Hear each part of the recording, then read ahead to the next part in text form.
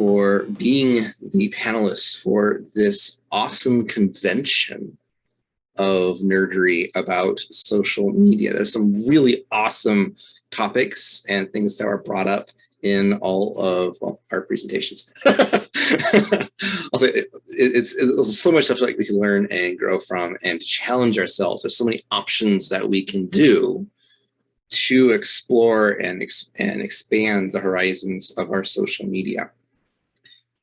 I'm going to open up the chat for people to post some questions in there. But before we get to those real quick, I would like to ask a brief question of the other panelists, John, Ginny, and Sandy. Out of all the options that are out there, I know Kyle mentioned picking what particular platform to pick based off of the one that your club actually uses, but what particular strategy works best in the sense of picking the right strategy? What's a good matrix for deciding out of all the options what to start with for your club? And let's go with in speaking order. So John gets to go first. So did anyone mention finding your target audience yet? No. I've been waiting to say that this entire time. No, I think it does come down to setting your goals for your club first. I think you can't do anything without consulting with your club. You can make assumptions about your club. I could make assumptions about my club. That was not the approach I took. I found that, and I'm trying to remember the name of the author. I think it was Simon Sinek. Yes, I think it was him who spoke about this concept of humble inquiry. And it's basically what Kyle was explaining earlier, where he asked the group he was with to describe what they want. Don't prompt them, don't give them an idea, just let them talk, let the pregnant pause take over, and let them figure it out. I think that's the perfect starting point. So that would be my matrix item on in the diagram if there were one. I like that. Ask questions before you start talking. That's a really good life principle in general as well. Sandy.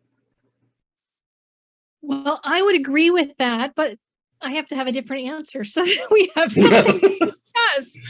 Fight. I'm going to say, I think you need to have both a short-term and a long-term strategy, because you need people who are going to come in right away, because your club needs people right away. You also need people long-term. That is where the long-form content that I talked about comes into play. In my business, I have like 1,500, maybe more than that, posts out there on the web. And I'm constantly getting people going to a post that I did 5 years ago.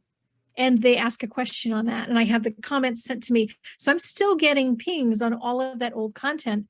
And if you only are focusing on your social media stuff right here, right now in front of you, you're not going to have that long-term content that'll be out there for people to find.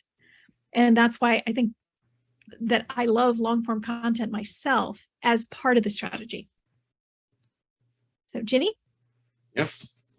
I agree with what Sandy's saying, because then when you get those pings later, it bumps it up higher on Google, because they're like, oh, that was important, and it wasn't important just then, but it's still important. The other thing I would say is, what are you or your club most comfortable with? Because you may have someone who loves to do Facebook Lives. Like when we were doing, as a district, Kyle did pre-recorded videos, and that was great. That wasn't my thing. I liked live, because just go do it. I have, there's a way that you do a Gallup survey, right? And my tagline is ready, fire, aim. That's how I work. So, and right, Sandy, I'm sure you can agree with that. So ready, fire, aim is how I go. Turn on the camera. I will say what I need to say, and I will figure it out later. I'll answer questions later. I will refine it later, but go, right? That's my thing. Like, let's just do it. If that's who you are, and if you're the VP PR and you're not getting a lot of support from the club, they're like, oh, that's cool. You go do it. Go do it. Do the thing that you're most comfortable with. If you think that the long form is a better idea, awesome.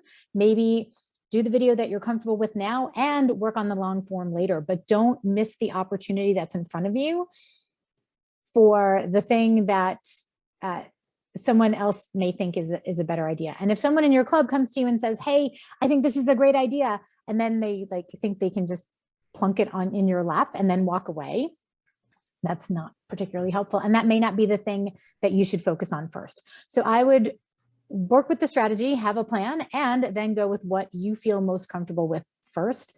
And then as you look at the rest of your year, you can fill in the gaps with the other pieces. I like that. I like that. Getting a good place to start with, a bite-sized piece. Yep, exactly. To start with, they get the ball rolling. I love that. They don't let the perfect be the enemy of the good. Yeah. There's a good question here from Eric about domain names and bit.ly URLs and such like. Specifically, this question, can a human readable domain like, say, tundratalkers.org be more valuable than a bit.ly? And so I'm going to let John field that one first, and I have some other comments after that as well. Awesome. I'll keep it super succinct then, because I'd love to hear what you have to say about that, James, as well. I will say this. You have a memorable URL. Absolutely 10 out of 10 times use the URL if you've got your own memorable URL. I always like to use the whole note analogy from music. It's 4 quarter notes. Duh, duh, duh, duh. You've got tundratalkers.org. You've got one whole note right there. People will remember that. Use your domain if you have a domain. Our Bee Gees one is at freetoasthost.org/some number. That's just not applicable. The bit.ly link is to make it easy to type. If someone is, for example, sees a poster and they need to type it on their phone, or you need to share it somewhere in a lot of places, and it would be inconvenient to otherwise use your local domain. With something like tundratalkers.org, you can totally forego the bit.ly link because you've already done the work of aliasing everything to that URL through that domain. Great question, by the way. Absolutely, great question. I was going to say something very similar to that, and I'll tack on a little bit extra from technical side as well. So we use nerdmasters.org because it's short, memorable, and it's amazing branding. You know who we are, what we're about, just in the name. You're not going to misspell it. You're not going to get confused about it. It's very memorable, and it's also auditory, right? It sticks. So we use that absolutely 100%. Tundra Talkers, same idea. Bee Gees, more struggle. I have no clue how to spell that if I just heard it. Yeah, and we spell it wrong to boot. If I told someone to go like, something beegees.org, they'd go BEEGEES. Yeah. Spell it's non-intuitive. Even saying it's hard. So right. we need that. Bit.ly works better for that. Yeah. So if it's not easily intuitive how to spell it based off of hearing it, then using a bit.ly and then some kind of keyword or some phrase that is memorable, you can say it, but you can also see it and work with it effectively that way. The other aspect to this whole layer is tracking, knowing where people are coming from so that you can know which particular strategy is working. When you use bit.ly, it tells you who's clicking on that particular link. So you can set up 3 different bit.ly links, all going to the same link, and you can know which one is being clicked on. So you make 10 posters, each with a slightly unique bit.ly link attached to a QR code, for example. They all go to your website or the Eventbrite or whatever. And you notice that one of them has 5 hits. Sorry, I'm infected by Kyle. And you notice there's one over here and none of the rest of them. Stop printing posters for those places. Right? Figure out what was unique by that one particular place and place more posters in that kind of an area. You can learn from that. By having more statistics available to that. I cheat with my own thing because I can set up through Rebrandly, which is a paid thing. I have link.oferin.com, and I can create my own shortened URLs that are also branded with my actual URL, which is really super handy because then I can say it and I can post it and it's still branded with me. People don't get lost, and I can still keep track of all of the tracking. So that's also paid. So. Any other questions for promotions, Angela? Yes, there's a question that was mentioned earlier during John's presentation. Mm-hmm. Is there a class or training that takes you step by step on how to create a bit.ly and show how to use it? Yeah. Google has everything. Google has everything. Google knows all. There are a lot. It isn't. Don't be scared of it to start with. It is very intuitive. If you get stuck, Google has it. However, we also did a tiny tech moment on Bitly, I think by John, if I remember right. Was it you? Me. I think it might have been you. I was definitely there for it. Yeah. Whether it was me or not is a harder question. But Just type check in out our- how to use Bitly and you will find it. It'll will be all over the first place, yeah. result. Yeah, First I was result. looking on YouTube on our channel to see if there's a dedicated video that we splice that part out. It might be as part of one of the longer recordings of a whole meeting that's on there. We don't have it sliced out, or it might not have been posted yet if it was done more recently. So we don't have that video on YouTube yet, at least. But we did do it, and it was recorded, so it's somewhere in the etherwebs. But yeah, Google it, and don't be afraid of it. It's very handy. I would say even take it a step further. Dive in. Go to the website. Experiment. Try it. Sign up. You won't get penalized because it's free. And on top of that, I literally used it for like the second time before doing this presentation, and it took me less than 5 minutes. And I'm not trying to brag. It's that easy. Yeah.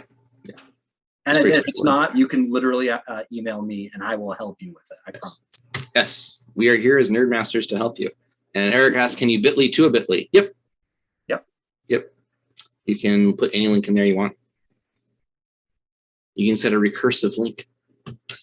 And play games. Any other questions? We have a few minutes left for questions on social media and promoting of your club. I have a question. And I think this one is good for both Ginny and Sandy. I almost said Cindy. Merging, you're becoming one. You're being assimilated into each other. What do you do with trolls? Ignore them. Yeah, I haven't had any. If I get a comment on a Facebook post that's inappropriate, I just delete them. It's not to me. It's not worth engaging because I don't have the time or energy, and I don't want to add any energy. Yeah, I don't want to add any energy to that. Yeah, I will say that it does. I generally have a policy to delete them on all of my business stuff, and I just tell people on a regular basis that I do so. And if you want to give people, if they say, "Oh, you're just scared," no, just say we're looking for positive discussion. And if you're not here for positive discussion, it's just going to go away because I don't want my people attacking you. Yep. Stuff. I wanted to bring that one up, not because it's a complicated answer, but because it is something that people are afraid of. Well, and knowing that it's easy to deal with and it's not something to be afraid of is important.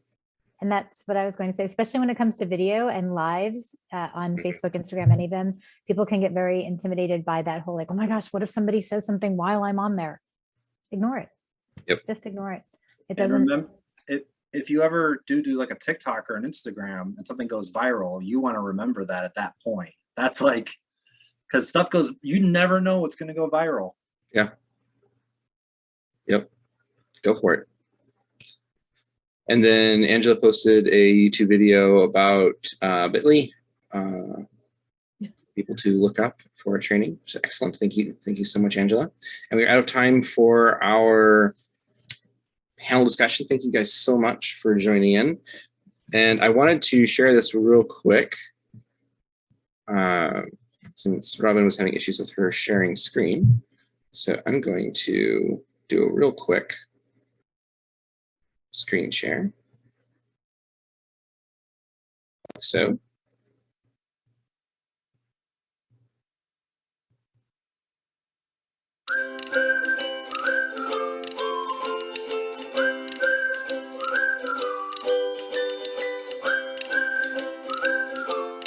That's literally the first audio file I could hear once Kyle said something.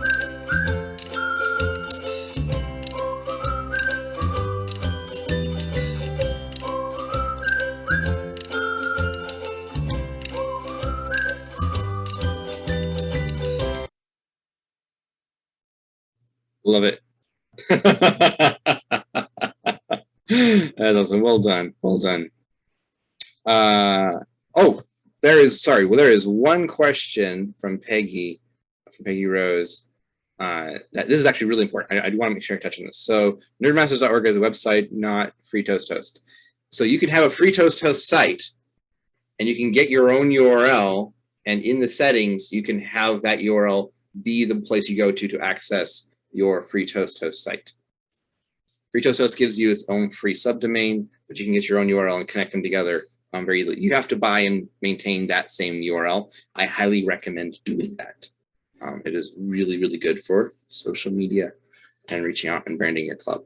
So doing that is a bit more technical. There are instructions on Free Toast Toast how to do that. And if you run into issues, feel free to email a Nerdmaster and we can help you find the instructions on how to walk through that. Game over.